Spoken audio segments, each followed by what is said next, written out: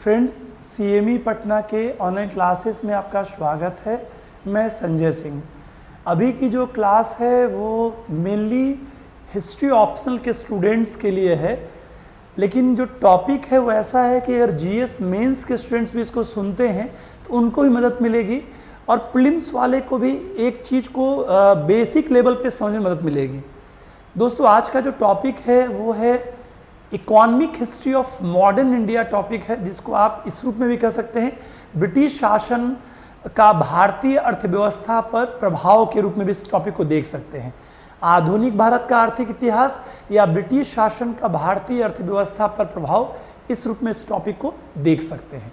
तो आइए दोस्तों, सबसे पहले मूलतः हिस्ट्री ऑप्शनल के लिए है, लेकिन जो अदर्स है उनके लिए कैसे उपयोगी हो सकता है वो मैं थोड़ी सी चर्चा कर लूँ। प्रीलिम्स का जब परीक्षा देंगे तो प्रीलिम्स के परीक्षा में मॉडर्न इंडिया को आप 4-5 खंडों में बांट के पढ़ सकते हैं। एक पढ़ सकते हैं पॉलिटिकल हिस्ट्री, जिसमें उत्तर मुगल शासक से लेकर के 1857 के पहले तक की राजनीतिक घटनाओं की चर्चा देख सकते हैं। दूसरा कर सकते हैं आर्थिक इतिहास।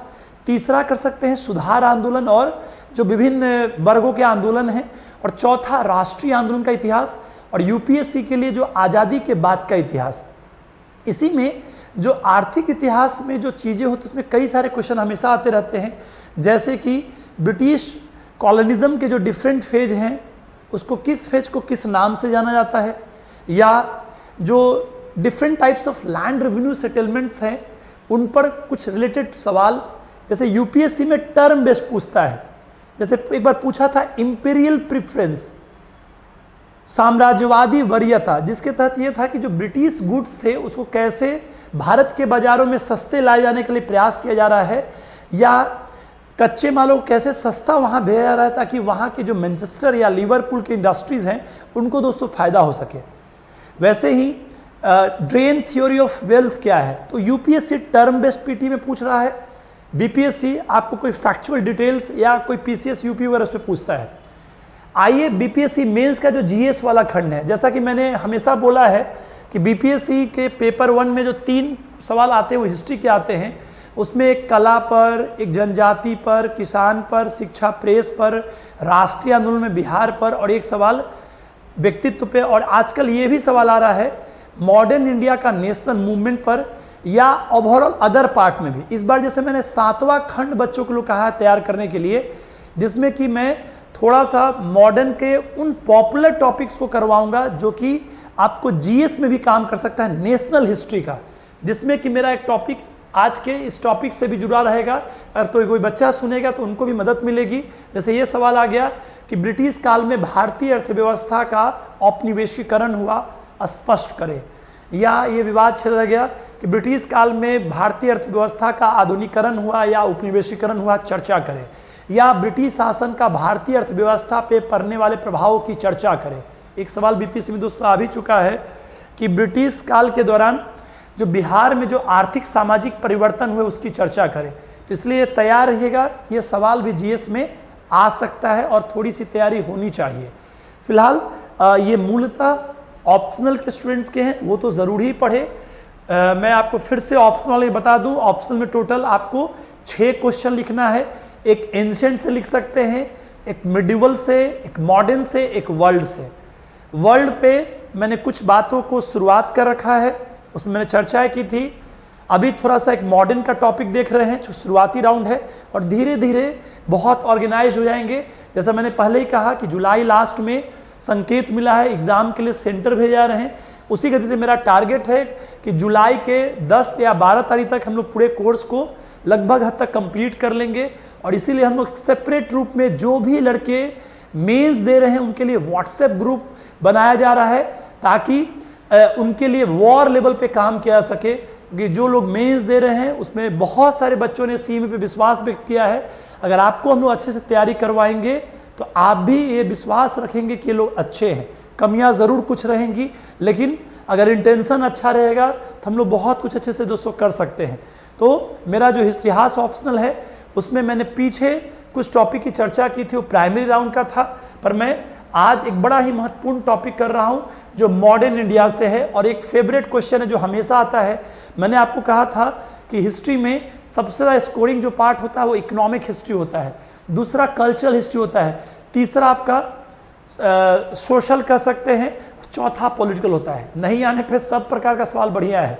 उसी से मॉडर्न इंडिया में एक टॉपिक मॉडर्न को पढ़ने के लिए आप 4 पार्ट में बांट सकते हैं दोस्तों हिस्ट्री मेंस में। एक पार्ट आपका पॉलिटिकल हिस्ट्री का है, एक आपका इकोनॉमिक हिस्ट्री का, एक सोशल रिलीजियस रिफॉर्म और डिफरेंट मूवमेंट्स के बारे में, और चौथा नेशनल मूवमेंट के बारे में।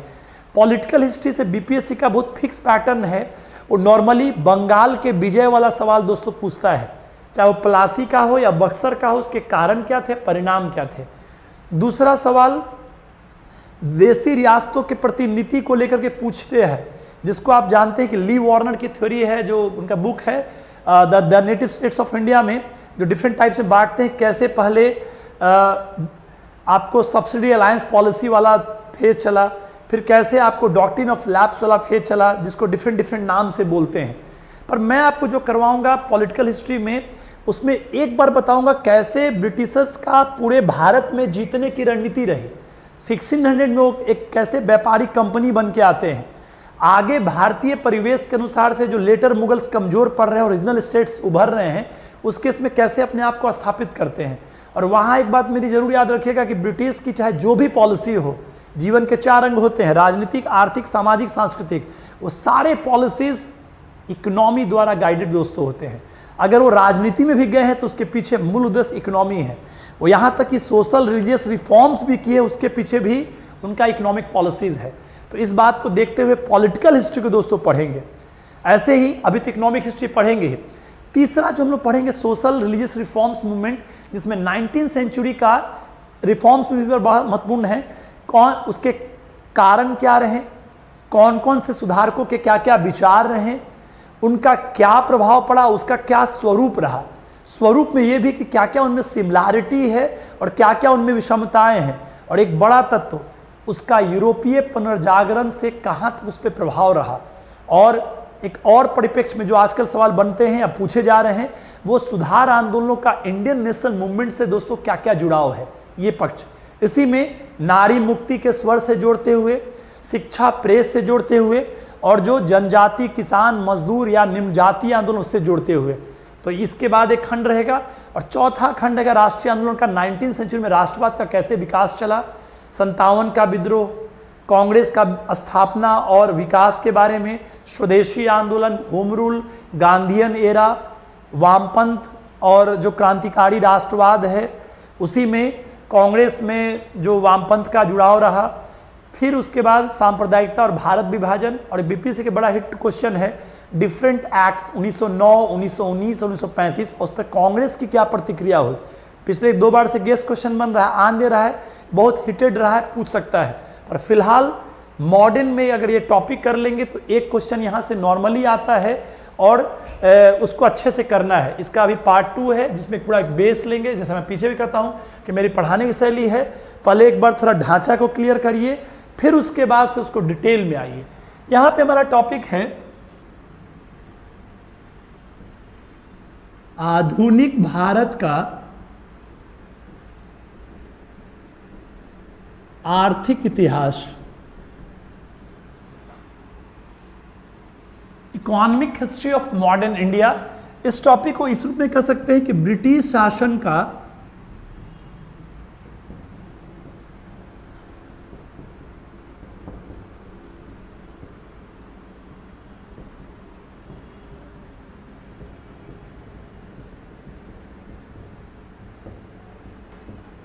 ठीक दोस्तों, ब्रिटिश शासन का भारतीय अर्थव्यवस्था पर प्रभाव। इसको पढ़ने की दोस्तों कई शैलियां हो सकती है और वहीं पे लोग गलती करते हैं। फ्रेंड्स, टॉपिक को आप किस रूप में पढ़ते हैं ये भी मैटर करता है। जैसे टॉपिक इंटररिलेटेड, मैं अक्सर बोलता हूं कि पढ़ाई करते समय एक आपका वर्टिकल प्रोसेस भी चलना चाहिए किसी टॉपिक के साथ, और एक आपका हॉरिजॉन्टल प्रोसेस भी, जिसको आप कहते हैं कि वर्टिकल में उस टॉपिक के गहराई तक जाइए, और हॉरिजॉन्टल मतलब जो अन्य से जो उसके जुड़ाव है उसको भी समझिए तो बेहतर चलेगा। जैसे अगर मॉडर्न इंडिया की बात है तो मॉडर्न इंडिया में राजनीति है, समाज है, अर्थव्यवस्था है, संस्कृति है। अब यहाँ जो इकोनॉमी के सब क्षेत्र हैं, चाहे वो कृषि हो, उद्योग हो, व्यापार हो, सब एक दूसरे से रिलेटेड है।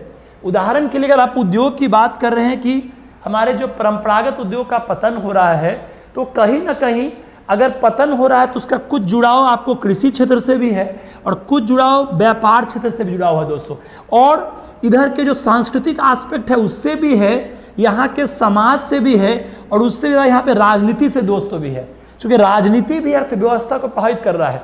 तो आपको पढ़ते समय एक मल्टी डायमेंशनल अप्रोच होना चाहिए टॉपिक को लेते समय में। जैसे मैंने आपको कहा कि ब्रिटिश का जो इकोनॉमी का जो रोल है वो बड़ा इंपॉर्टेंट है, क्योंकि ब्रिटिश का चाहे वो राजनीति में भी घुसने के पीछे अर्थव्यवस्था रहा, सुधार आंदोलनों के पीछे भी अर्थव्यवस्था रहा, आपका जो और जो चीज़ें रही वहाँ पे भी आर्थिक तत्व से प्रेरित रहा। तो इसीलिए आप अगर इस टॉपिक को पढ़ते हैं तो इकोनॉमी जो पार्ट है इसको भी आपको हर एस्पेक्ट को एक साथ के जोड़ करके पढ़ेंगे तो अच्छे अंक आएंगे और आप उसको कंप्लीटनेस में लिख सकते हैं। अब दोस्तों इसको पढ़ना है तो मैं इसको मोटा मोटी एक टॉपिक पर इसको तोड़ने का प्रयास करूंगा और इसको हर टॉपिक को इंटरलेट करेंगे तो उससे कोई भी क्वेश्चन नहीं छूटेगा। अब यहीं पर पढ़ना है तो इसको कैसे पढ़ा जाए। सबसे पहला मेरा टॉपिक रहेगा ब्रिटिश पूर्व भारतीय अर्थव्यवस्था, मीन्स बिफोर 1757 जो बैटल ऑफ प्लासी से ब्रिटिश की प्रभाव यहाँ पे स्टार्ट होता है, उसके पहले इंडियन इकोनॉमी कैसी थी। अब ये टॉपिक क्यों मैंने डाला दोस्तों, अगर यहाँ पे टॉपिक है इस प्रभाव का, अब यहाँ पे दौर क्या है 1757 से लेकर के 1947। अब अगर हमें ये पता हो कि इसके पहले जैसे 1757 से 1947 इसके पहले हमारी इकोनॉमी कैसी थी, तो अब हम ये बता पाएंगे कि बाद में इसने क्या दिया और फिर आज़ादी के बाद हमें जो मिला वो आज तक आप देख सकते दोस्तों। तो यहाँ पर सबसे पहले जान लीजिए, उदाहरण के लिए मैं अक्सर क्लास में यह करता हूँ कि आप कोई स्टूडेंट हैं, अब उन पर क्या असर पड़ा, कई बार बहुत प्रकार के असर पड़ते हैं। ऐसा भी होता है जैसे कि आपकी सफलता, सभी लोग सफल होने के लिए ही किसी के पास जाते हैं, लेकिन कई बार ऐसा भी हो सकता है कि आप सफल तो शायद हो भी जाते और आप कहीं ऐसे मार्गदर्शन के शिकार हो गए कि आप पूरे असफल हो जाए। मैंने कहा कि इसमें ऐसा है जैसे तीन बातें होती हैं दोस्तों, आपका आत्मविश्वासी है, बहुत मेहनती है, अच्छी रणनीति चाहिए, आपको सब बोलेगा कि मेरा रणनीति बहुत अच्छा है। अब आपने नहीं पकड़ा, आप किसी वैसे के पास हो गए जिसको अब ना उनका बैकग्राउंड अच्छा रहा, ना उनका ऑथेंटिक स्टडी रहा है, और आप वहाँ पे आप फंस गए, आपका 1-2 साल बर्बाद हो गया, बाद में आपको उबरने में दोस्तों बड़ी समस्या होती है। तो ये बात हमेशा ध्यान दीजिए, मैं हंस के इसलिए बोल रहा हूँ कि बहुत सारे बच्चे मैं दिल्ली में 2008-9 से पढ़ाते हुए पाया और यहाँ भी पाता हूँ कि बहुत सारे ऐसे लड़के आते हैं जो कि पहले सर कहीं और फंस गए थे फिर नया आए। हाँ, हम में भी कुछ कमियाँ हो सकती है, मैं कभी ना, हम में अभिनव सब में कुछ कमियाँ हो सकती है, ये नहीं कि हम अच्छा है, वो चुनाव आपको करना है, पर एक लेवल तक ईमानदारी मिलेगी। मैं इसलिए हमेशा अपने बैकग्राउंड की बात जरूर बोल देता हूँ, क्योंकि पता करिएगा रामजस कॉलेज में मेरा दिल्ली यूनिवर्सिटी में क्या पोजीशन रहा, DU में ओवरऑल रैंकिंग में क्या पोजीशन रहा, कितने बार खुद के पीटी हुए, कितने बार मेंस में अच्छे नंबर आए, कुछ बार इंटरव्यू में क्या रहा, तो ये सब चीज़ जानिए।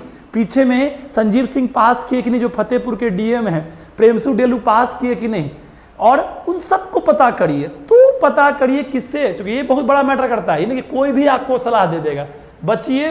और आजकल तो ऑनलाइन में और भी बचिएगा। फिलहाल यहाँ पे वो आपकी मर्जी है। अब ब्रिटिश पूर्व अर्थव्यवस्था को पहले समझना दोस्तों जरूरी है। वो कैसे, एंशियंट आइए, मिडीवल आइए।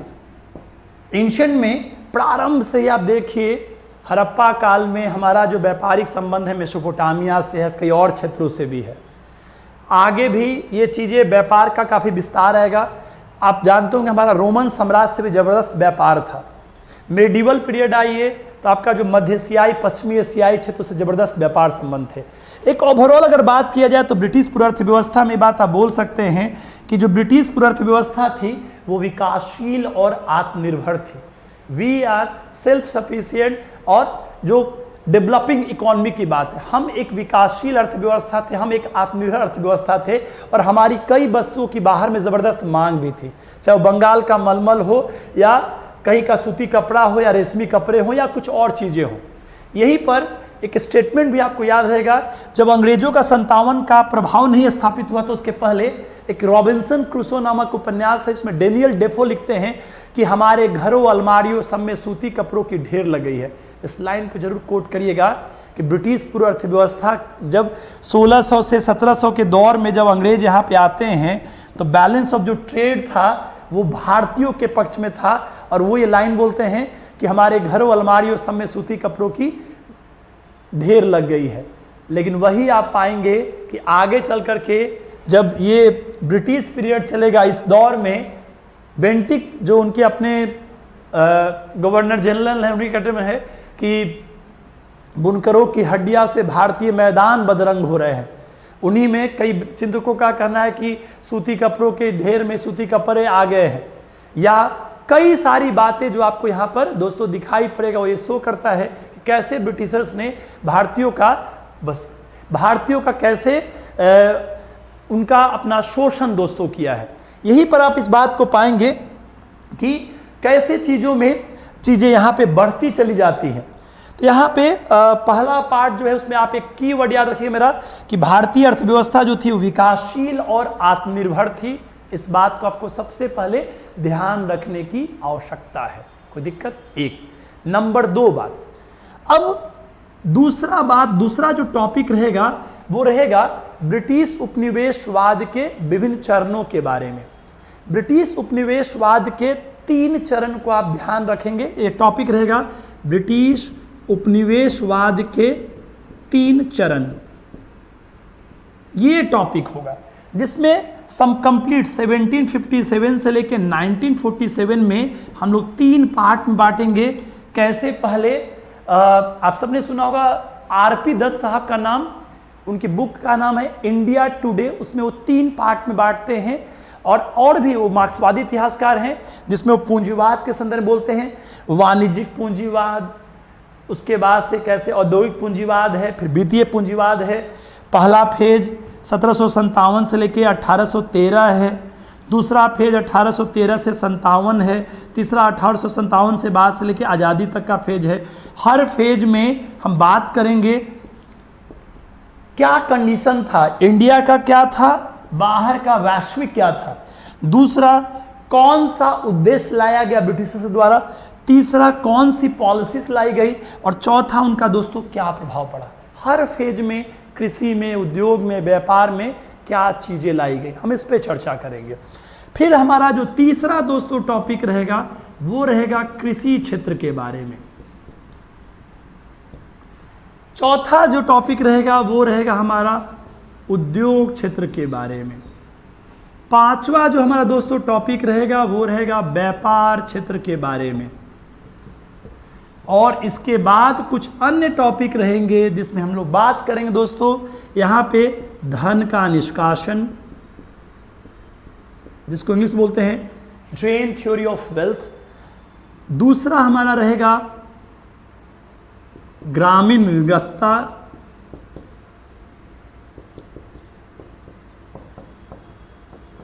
जिसको रूरल इंडिपेंडेंस भी बोलते हैं। तीसरा आपका टॉपिक रहेगा अकाल। इस आधार पे अगर आप करेंगे तो कोई सवाल नहीं छूटेगा दोस्तों। उद्योग को 2-3 पार्ट में बांट सकते हैं। एक है परंपरागत उद्योग का पतन, परंपरागत उद्योग का पतन या हस्तशिल्पों का पतन। दूसरा रहेगा आधुनिक उद्योग का सीमित विकास।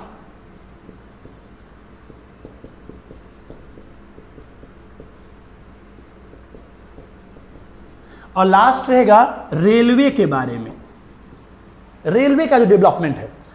कृषि क्षेत्र को भी 2 पार्ट में पढ़ेंगे, जो भू राजस्व बंदोबस्त बने, और दूसरा कृषि का वाणिज्यीकरण, कृषि का वाणिज्यीकरण। अब भू राजस्व बंदोबस्त में 3 प्रकार था दोस्तों, अस्थाई, रैयतवारी, महालवारी।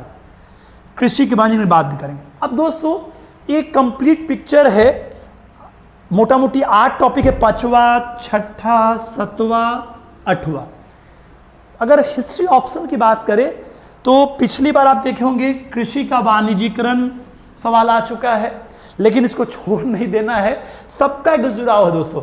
जैसे छोटी बात, अगर परंपरागत उद्योग का पतन की बात है तो पतन क्यों होगा? सिंपल आप सोचिए, उद्योग के लिए क्या चाहिए? कच्चा माल चाहिए, पूंजी चाहिए, अच्छा सरकारी सहयोग चाहिए, तकनीकी विकास चाहिए। अब देखिए कैसे लिंकेजेस है। अगर कृषि का वाणिज्यीकरण हो रहा है तो उसके तहत क्या है? वो नकदी फसलें उगाई जा रही है जो ब्रिटेन के उद्योग के लिए लाभकारी रहेगा, क्योंकि ब्रिटिश उपनिवेशवाद का लक्षण था कि भारत को कच्चे माल का स्रोत और तैयार माल के लिए बाजार के रूप में उपयोग करना। तो आप पाएंगे कि कृषि के वाणिज्यीकरण के तहत जो हमारे परंपरागत उद्योग के लिए जो आवश्यकताएं थी वो पूर्ति होना बंद हो गई। खनिज भी हमारा जो था वो ब्रिटेन के लिए सप्लाई होने लगा, इसके चलते हमारा उद्योग का भी दोस्तों पतन होता है। तो इस बात का जुड़ाव इससे है दोस्तों। वैसे ही सारे टॉपिक एक दूसरे से इंटरलिंक्ड है। सबसे पहले हम लोग पढ़ेंगे कि पहले क्या था। हमने भी शॉर्ट में बोला कि विकासशील और आत्मनिर्भर, 3 चरण जो एक थीमेटिकल बताएगा कि किस समय क्या प्रवृत्ति चली। और उसमें याद रखिएगा, हर चरण को लाने में जो भारत की परिस्थितियां, उसके साथ साथ जो ब्रिटेन की परिस्थितियां हैं, उसका भी दोस्तों योगदान रहा। जैसे जब हम लोग भू राजस्व बंदोबस्त में पढ़ेंगे तो पहले अस्थाई या जमींदारी या बंदोबस्त आया, तो साउथ इंडिया में आगे दोस्तों रैयतवारी बंदोबस्त आया। और रैयतवारी बंदोबस्त के लिए कहा गया कि इसको उपयोगितावादी सिद्धांत से भी जोड़ा जा रहा है, जिसमें बिचौलियों की समाप्ति की बात चलेगी। अभी उपयोगितावाद के लिए जरूरत है कि आपको ब्रिटेन का 19वीं सेंचुरी का परिप्रेक्ष्य के भी चर्चा किया जा सके। इसके जो प्रश्न आ रहे हैं वो वहां की परिस्थितियों, जो वहां के जो वैचारिक आंदोलन थे, उससे भी दोस्तों जुड़ा हुआ आ रहा है। तो हम लोग पढ़ते समय में इन तीनों में पढ़ेंगे, हर समय की नीतियों में, कि कैसा परिवेश था भारत का। जैसे जैसे आपको अस्थाई बंदोबस्त को ध्यान दीजिए, जब लागू किया जा रहा है उस समय में राजनीतिक स्तर पे इनका पूरा प्रभाव नहीं बना है, तो एक सहयोगी की जरूरत है, तो वो जमींदार से कॉन्ट्रैक्ट कर रहे हैं। जब रैयतवारी आने लगता है उस समय तो इनका थोड़ा फैलाव हो चुका है, तो डायरेक्टली किसान से कर रहे हैं। जब बहुत फैलाव हो जा रहा है, विद्रोह की संभावना भी है, तो एक प्रकार के नए रूप में शोषण कर रहे हैं, जिसमें वो कई बगानी व्यवस्था का विकास कर रहे हैं और कह रहे हैं कि हम लोग इन्वेस्टमेंट कर रहे हैं। फिलहाल तो ये प्रवृत्तियों को समझेंगे कि कैसा कंडीशंस है, दूसरा क्या गोल बनाया जा रहा है, तीसरा उसके बाद से कि उनके क्या क्या पॉलिसीज है, और पॉलिसीज को वहाँ की प्रवृत्तियाँ और यहाँ की प्रवृत्तियाँ दोनों मिलकर डिसाइड करेंगे, और लास्ट उनका क्या प्रभाव पड़ रहा है। दोस्तों इसको जब समझेंगे तो बड़ा सरल सा लगेगा। मैं आपको कई तरह से इसको समझाने का प्रयास करूँगा। ये पार्ट 1 है आइडिया के लिए। भू राजस्व बंदोबस्त में भी अस्थाई बंदोबस्त, रैयतवारी बंदोबस्त, महलवारी बंदोबस्त, पीटी में तो पढ़ाया था किसने लागू किया, पहला कौन था, क्या बातें, पर मेंस में कि अस्थाई बंदोबस्त ही है तो उसका बैकग्राउंड क्या है।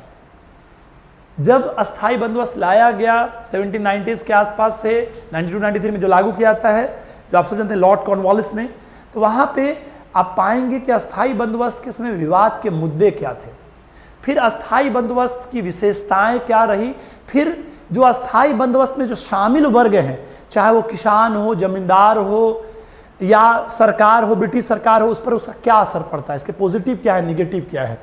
वैसे ही रैयतवारी में क्यों रैयतवारी को लाया गया दोस्तों, जैसे ट्रायल 1792 में रैयतवारी का हो जाता है, पर प्रॉपरली जो है 1820s और 25 में मद्रास बॉम्बे प्रेसिडेंसी में लागू किया जाता है, क्योंकि जो अस्थाई के अनुभव थे वो बहुत अच्छे नहीं थे, विद्रोह की भी संभावनाएं थी।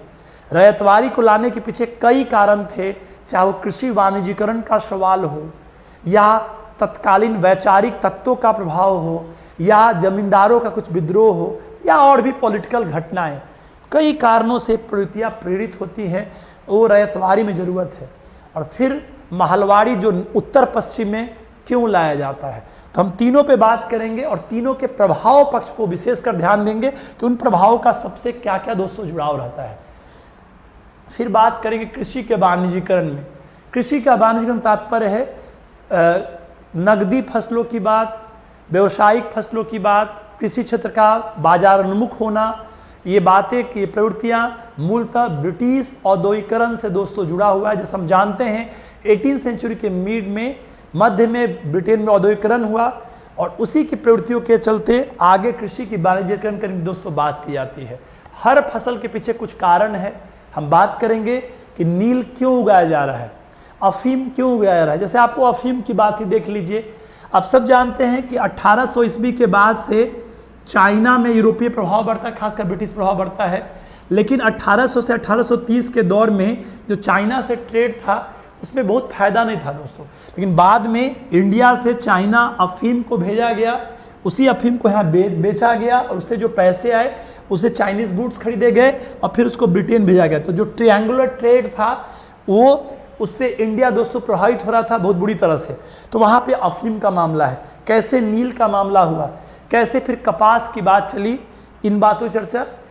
1857 से पहले कौन से फसल रहे, उनके क्या कारण रहे, तो कृषि के बारे में क्या है ये चर्चा करेंगे। क्यों लाया गया, आंतरिक कारण भी है, नकदी की वसूली करना, बाह्य कारण भी है कि स्वेज नहर का मार्ग खुल जा रहा है, आप वाणिज्यिक फसलों को ले जा सकते हैं, और भी कई सारे कारण हैं जिससे ये आया। फिर कौन सी फसल क्यों आया और इसका क्या असर पड़ा दोस्तों। फिर आएंगे उद्योग में। अब उद्योग में मैंने बताया कि उद्योग के जो तत्व हैं, आप सब जानते हैं कि पीछे हमारा इंडस्ट्रीज बहुत बेहतर था, जो परंपरागत हस्तशिल्प थे उनकी बड़ी बाहर डिमांड भी थी, लेकिन वो क्यों डिक्लाइन कर गए, ब्रिटिश नीतियों से डिक्लाइन किया। चाहे वो तकनीकी स्तर की बात हो, चाहे वो कच्चे माल की कमी हो, खनिज की कमी हो, या आयात निर्यात नीतियों की जो सरकारी नीतियों का जो दुरुपयोग ब्रिटिश पद्धति द्वारा किया गया, जिससे तो अपने सामानों को सस्ता यहाँ भेजा गया और हमारे सामानों पर बहुत प्रकार के कर लगातार लगाए जाते रहे, जिससे हमें समस्याएं दोस्तों है। मैं विस्तार से बहुत बात करूँगा, अभी सिर्फ एक ढांचा ले रहा हूँ। इसी में आएंगे आधुनिक उद्योग का सीमित विकास। आप सभी जानते हैं कि ब्रिटिश काल में उद्योग का विकास का कोई उद्देश्य नहीं था ब्रिटिशर्स का, लेकिन भारतीय पूंजीपतियों द्वारा कुछ विकास किया गया, चाहे वो 1850 का दशक में जो उद्योग का विकास हो, या आगे चल करके आप सब जानते हैं कि जो टिस्को वगैरह की स्थापना होती है ब्रिटिशर्स के द्वारा। आप पाएंगे कि वर्ल्ड वार 1 के दौरान या उसके बाद की परिस्थितियों में मजबूरी में कुछ विकास किया गया। आप देखेंगे कि मैक्सिमम जो भी उनका जो प्रयास है वो युद्धकालीन परिवेश में है, क्योंकि उनकी मजबूरी थी। ऐसे वो भारत को सिर्फ कच्चे माल का स्रोत और अपने तैयार माल के बाजार के रूप में उपयोग करना चाहते थे। उद्योग की विकास उनकी कोशिश दोस्तों नहीं थी। जो भी विकास हुआ है वो भारतीय तत्वों द्वारा हुआ है और उसकी सीमाएं थी, लिमिटेशंस थी। रेलवे की बात होगी, रेलवे का विकास दोस्तों आप पाएंगे 1850 के दशक के बाद दिखता है। जैसे आपने पीटी में पढ़ा होगा कि प्रथम रेल बंबई से थाने वाला मामला है। यहाँ पर आप पाएंगे कि रेलवे के विकास के पीछे उद्देश्य क्या रहा।